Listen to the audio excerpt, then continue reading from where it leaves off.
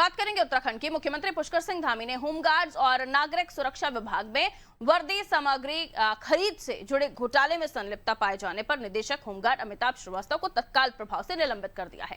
साथ ही मामले की जांच के लिए संयुक्त जांच समिति गठित करने के निर्देश दिए गए हैं। प्रकरण वित्तीय वर्ष 2024-25 और 2025-26 के दौरान होमगार्ड्स के लिए वर्दी सामग्री की खरीद प्रक्रिया से जुड़ा है, जिसमें टेंडर प्रक्रिया में वित्तीय अनियमितताओं के आरोप सामने आए। महानिदेशक होमगार्ड्स और नागरिक सुरक्षा देहरादून की ओर से शासन को भेजी गई रिपोर्ट में टेंडर प्रक्रिया में पारदर्शिता के अभाव और नियमों के उल्लंघन की बात भी सामने आई। मुख्यमंत्री पुष्कर सिंह धामी ने स्पष्ट कहा है कि राज्य सरकार भ्रष्टाचार के प्रति जीरो टॉलरेंस की नीति पर काम कर रही है और किसी भी स्तर पर अनियमितता या भ्रष्ट आचरण बर्दाश्त नहीं किया जाएगा। उन्होंने कहा, दोषी पाए जाने वाले किसी भी अधिकारी या कर्मचारी के खिलाफ कड़ी से कड़ी कार्रवाई सुनिश्चित की जाएगी। तो होमगार्ड्स की वर्दी से जुड़ा हुआ ये पूरा घोटाला, जिस पर तत्काल मुख्यमंत्री ने एक्शन लिया, ये जानकारी ले लेते। सोनू हमारे सहयोगी हमारे साथ जुड़े हुए हैं।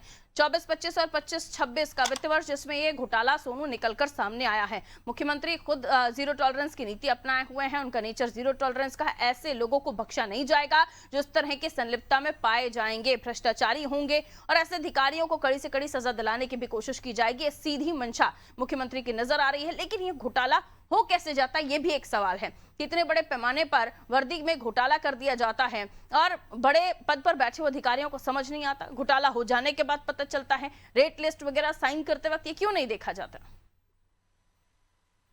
देखिए पारुल, आपने सही कहा, ये बात बिल्कुल सही है कि जैसे ही कोई गड़बड़ झाला कहीं पर भी कोई सामने आता है, मुख्यमंत्री तत्काल उसमें गंभीरता से एक्शन लेते हैं और अधिकारियों को सख्त संदेश भी देते हैं कि इस तरह की कार्य संस्कृति उत्तराखंड देवभूमि में बिल्कुल भी सहन नहीं की जाएगी। एक नहीं अनेकों बार उत्तराखंड के मुख्यमंत्री पुष्कर सिंह धामी ने जहां जहां पर जो भी मामले सामने आए उन पर एक्शन लिया। जो ये होमगार्ड का मामला है जिसमें मुख्यमंत्री ने निर्देश दिए हैं इनको निलंबन करने के, निश्चित तौर पर ये अहम सवाल खड़ा हो जाता है कि आखिर ये घोटाला हो कैसे गया। हालांकि इसमें जो तत्कालीन इनके सीनियर अधिकारी रहे पीवी के प्रसाद, उन्होंने जांच की थी, जांच में दोषी पाए गए और उसके बाद फिर ये पूरी की पूरी जांच रिपोर्ट शासन को भेजी गई।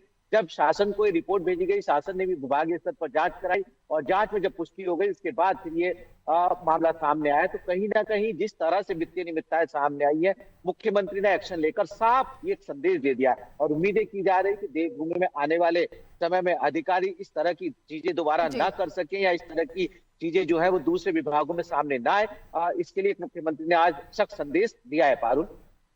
बिल्कुल, और ये सख्त संदेश जरूरी भी है और एक नजीर की आवश्यकता भी हो जाती है जब ऐसे लोग सिस्टम में बैठे हुए दीमक की तरह सिस्टम को खा रहे हैं। बहुत शुक्रिया सोनू जानकारी देने के लिए। डिप्टी कमांडेंट श्रीवास्तव को भी सस्पेंड किया गया होमगार्ड घोटाले मामले में। निदेशक होमगार्ड अमिताभ श्रीवास्तव, जिन्हें निलंबित किया गया, वर्दी घोटाले से जुड़ा हुआ ये मामला था जिसमें जीरो टॉलरेंस की नीति धामी सरकार ने अपनाई हुई है। करोगे